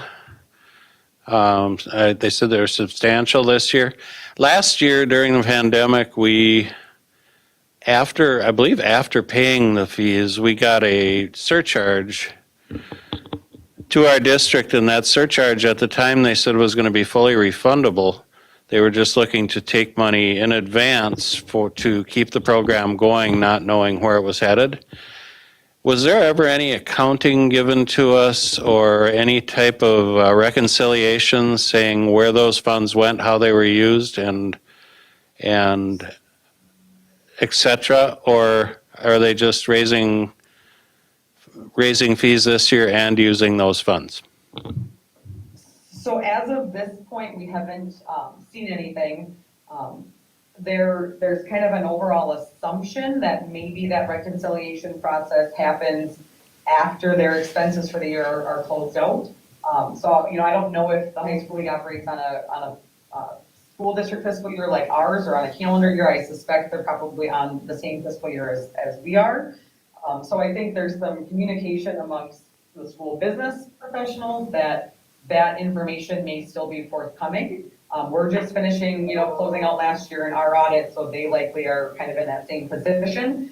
So we'll certainly, if we get information about what, if any, revenue will be returned to the district, we'll share that with board members. But as of right now, we haven't seen any revenue and we haven't seen any communication from the high school league in regards to that, other than receiving their invoices for the current year, which also reflect those increased rates, just like last year.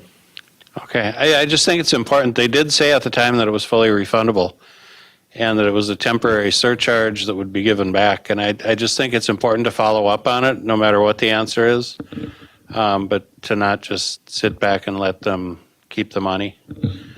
So that's one thing. Secondly, good job. I appreciate it all. I really appreciate the marketing efforts that are being put forth to try to grow the programs. That's been sorely missing for a while now, and it's evident that it's gonna pay off over time. It doesn't happen all in one day, but over the course of a few years, I think that we will see in improvements in participation rates. So thank you. I have a question about the sampler. Was that a fall sampler? Was it a sample for all year activities? Yeah, that's a great question. So we will have a sampler program all 3 seasons. So this is our fall sampler. We'll have winter and spring. And the sports that are included in those samplers are the activities or the sports that are not yet available to our 6th graders. So this fall was swimming, cross country, and tennis. And then in the winter will be Nordic, wrestling, dance, gymnastics, swimming. And then in the spring will be lacrosse, golf, and tennis again. So getting those 7-12 programs that don't yet have representation at the 6th grade level. That makes sense. Thank you. Then just a comment that you guys may be a new team, but I think this is what we needed. We were sitting on, as well as, districts all over the place, numbers that are dropping, diversity struggles in participation numbers, and still so much, probably even more importance of belonging and joining and trying out these activities. And so new team, new look. You guys are doing great. This is exciting to see it, a fresh perspective. So thank you very much. Scott? I like the idea of growing. I've heard that in the past, when we reached the maximum number of kids per team, kids started getting cut. Now we're adding new teams. Excellent.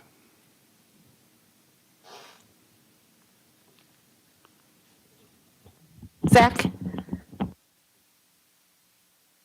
I was going to ask, what each of your opinions are as far as barriers to kids being involved.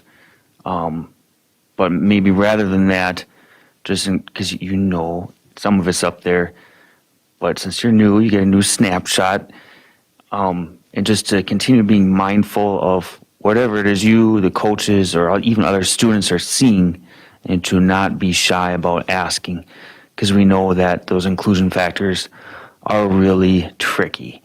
And I know I just keep going, transportation, know that one, but anything, so don't be shy about asking. I am so excited to answer this question, like so excited. So many of you know that I was previously a swim and dive coach, and I don't know if you remember this story from 2016. I recruited our Somali girls into the swim team. And so this has always been a passion of mine, is how do we make sure that this sport is, and all of these activities are available and that there are no barriers. This is something that I felt so passionately about that I actually started a youth swim program where we bus the students over from middle schools and elementary schools. We provide the transportation for them. There's no cost to the student. And so as I was looking into this, I did look at what are those barriers, and a lot of the big ones are things like, do they see other people who look like them in the sport? And that's very much a chicken and egg thing. How do we get people started if there isn't already someone in there? And so one of the things that I started as a coach was making sure that we had diversity in recruitment leaders. So I asked our very few Black and Latino students to please be the messengers and welcoming new students, and making sure that we were outreaching to students of color in our Somali community. And I'm hoping that I can continue bringing those same ideas, same curiosity to this role as an activities director. Sorry, that's like my passion project.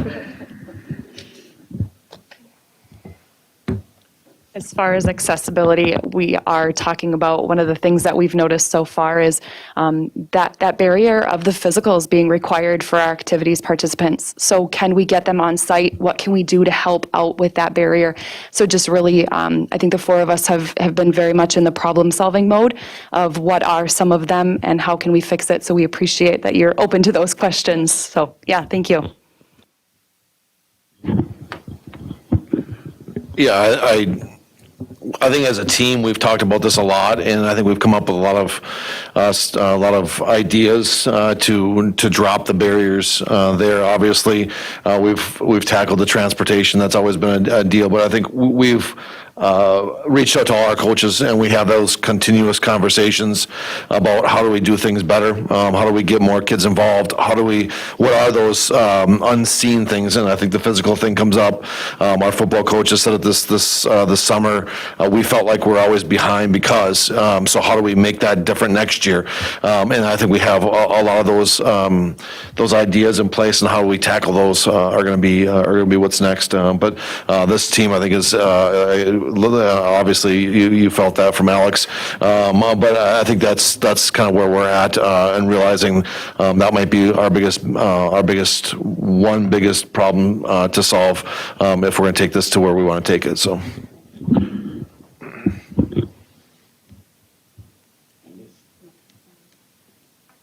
Okay, here we go. Yeah, and in some of our meetings, we talk about, some of our coaches leave. And I think one of the things that we overlooked is that as a team, we talk about hiring coaches who are great with kids, because you cannot overlook that relationship piece. I can look at this flyer all day, I can look at the video, but if I don't have a coach, if kids have good relationships with an adult, they'll do anything for them. But if I don't have a coach, or if I don't have my peer reaching out to me face-to-face, personal contact, say, hey, try this event, that's very impactful. So we talked about hiring coaches that are great with kids relationship-wise. We should help our recruiting. We should have our number goes way up. And you can see Alex and all of us are very passionate about that. But I think that relationship piece, going to the students and say, hey, try this, and if they have a good relationship with you, I think that's one of the things we talk about in our leadership meeting too. That will have great impact. Scott?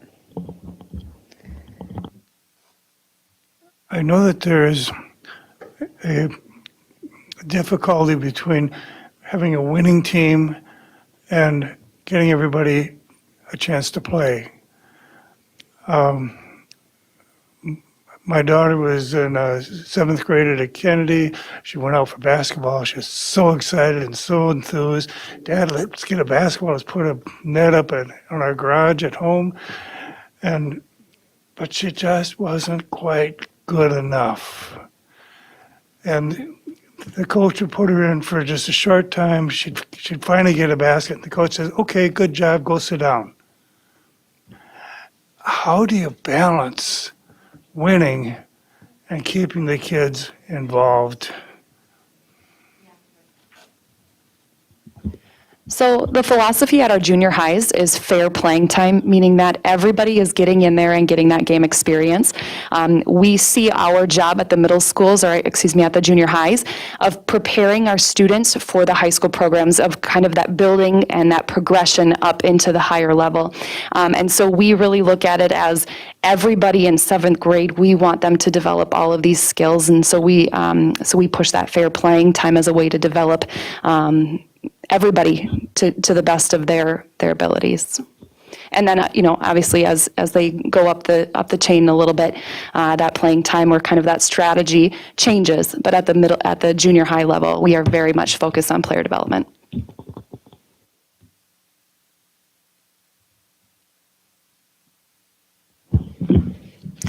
Anyone else? Thanks for all you guys are doing. Keep it up.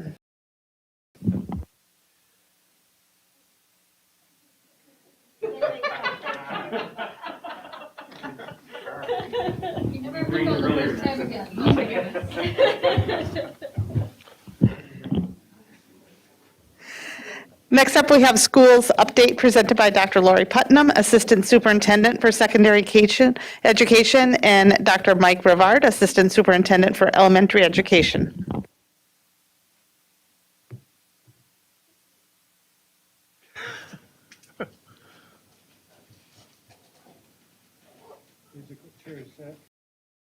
All right. Good evening, Chair Haas, members of the board, Superintendent Jett. This evening, we love this opportunity to share with you a schools update for everything that's happened in September as we've gotten our school year started. So I will start off sharing with some information about preschool and also about our elementary education. You keep going. So at preschool programs right now, we are off and running. We have approximately 250 3-year-olds in our preschool program and 350 4-year-olds. The majority of those students, about 340 of our 4-year-olds, are currently at their preschool program at their neighborhood school. So they are being near their neighborhood and being by the school where they will end up going on to kindergarten.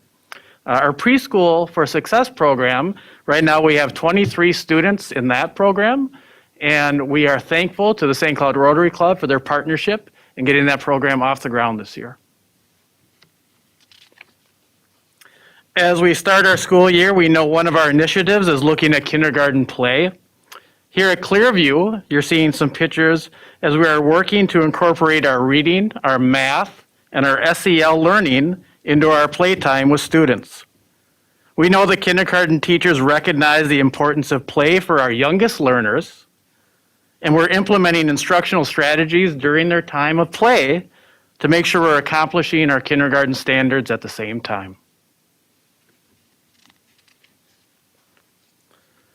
During the month of September, we also know that our elementary buildings are building their daily routines and expectations. Our older elementary students at Lincoln in 3rd and 5th grade, not really old, are under the leadership of Principal Ebnet, and they spend some time defining their classroom rules, values, and norms, and you'll see that up in the top left-hand corner.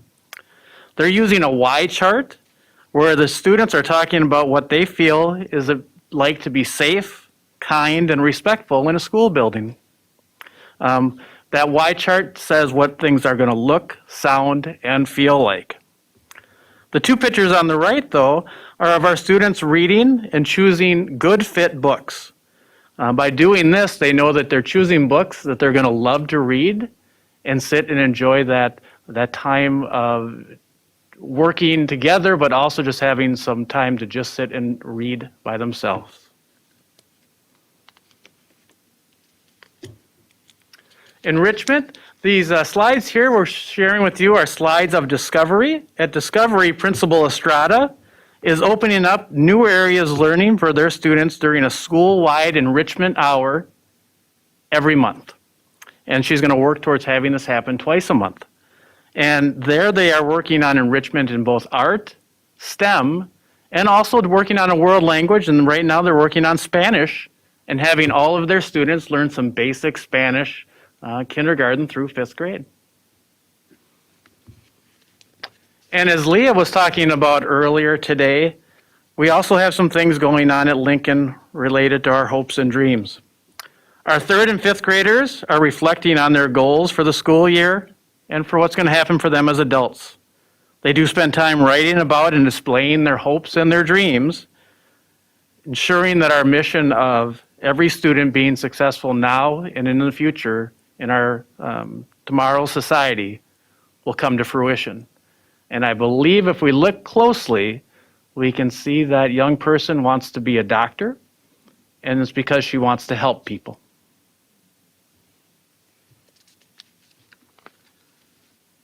All of these wonderful things aren't going to happen unless we look at our staff and all the things they're doing at the elementary level. You see teachers in the lower corner, they're planning together for a lot of these activities, spending time doing that. But moreover, they're using their passion and abilities to make sure all these things that we got to take a look at are happening each day for our youngest learners. And that's what I have for elementary. Dr. Putnam has some updates for the secondary. Thank you. Good evening. Tonight we're going to talk a little bit about the ways that we have been and to build culture and support our students academically as we return from the pandemic. So we've recently wrapped up Southside homecoming activities. South and TEP collaborate to identify shared dress-up days, voted on by students and of course approved by administration, and include fun, inclusive, spirit-building opportunities. Here you can see the Tech Homecoming Board. Featured here are our King and Queen, Garrison Murray and Ifra Jamale. Our north side is just taking out the homecoming this week. Featured here are photos from Tropical Day, and also featured, and this is breaking recent news, are the Apollo King and Queen, Patrick Noya and Sophia Fisher. Apollo has planned a tailgating party prior to their football game on Friday. It offers a wide array of stations and activities that are hosted by teachers, coaches, administrators, and SROs to help build community spirit. These events are exciting community-building opportunities, and we're grateful for the work of students, staff, and administration to create these fun activities. So switching gears for a minute from enrollment building to academics, we wanted to provide an update on the ways we're working to support our students this fall.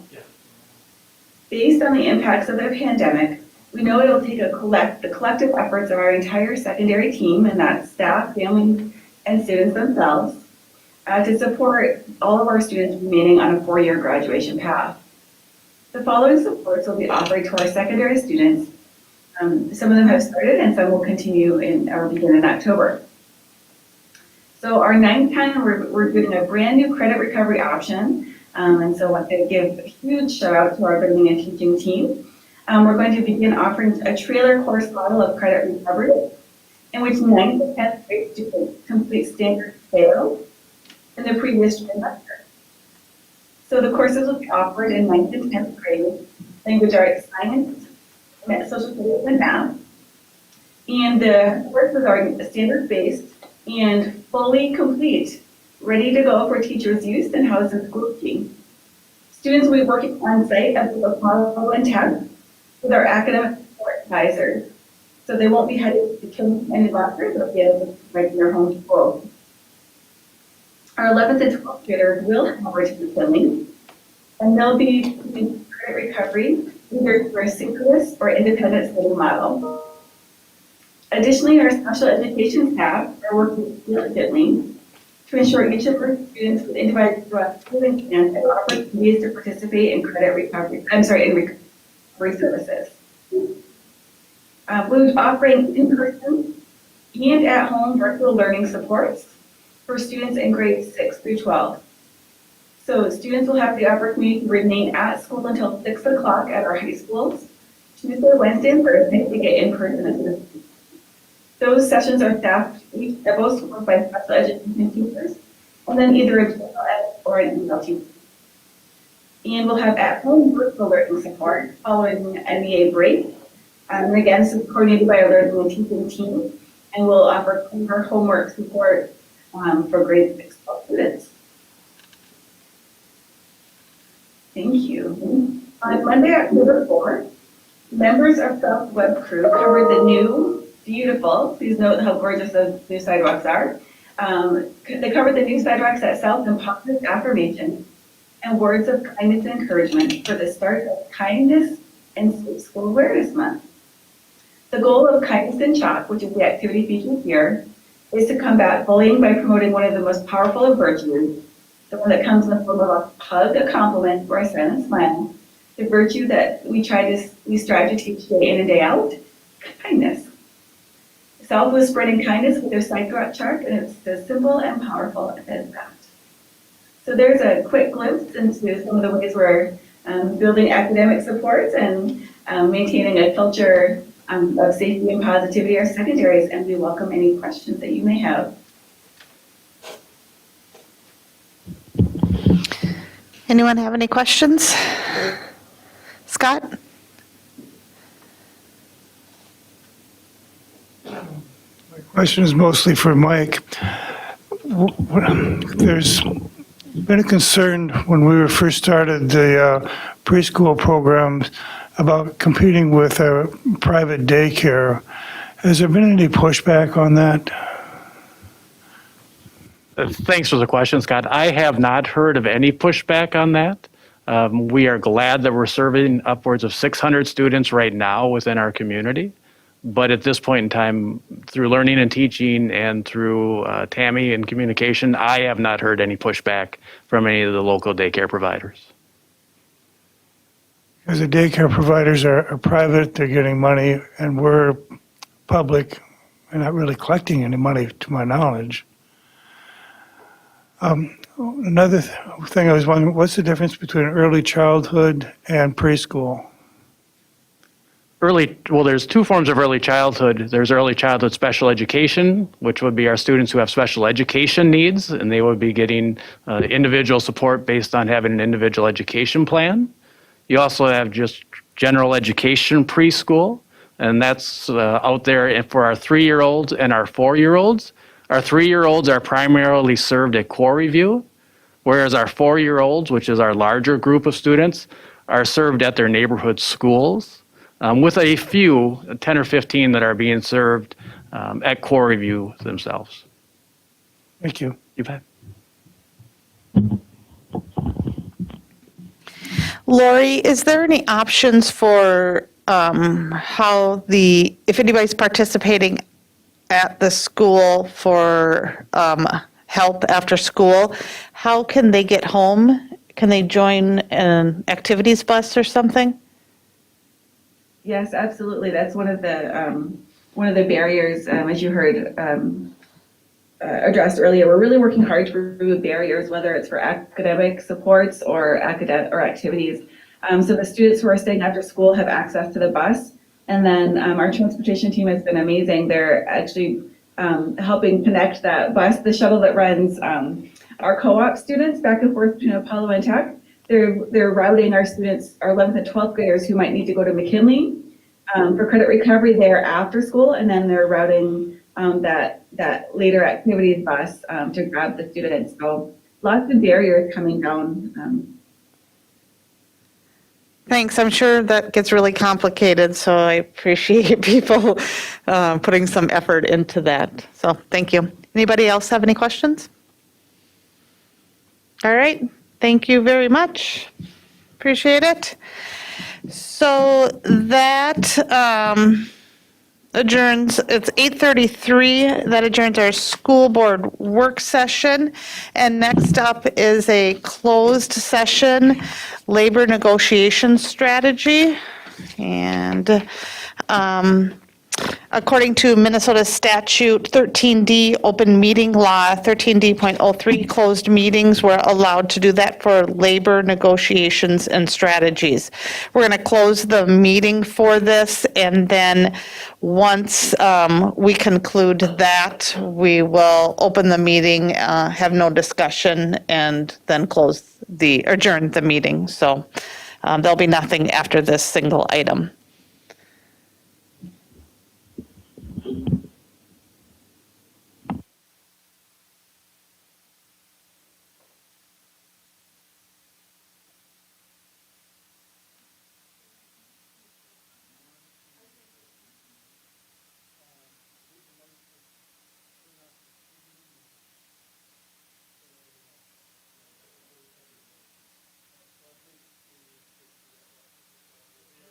They're just younger teams.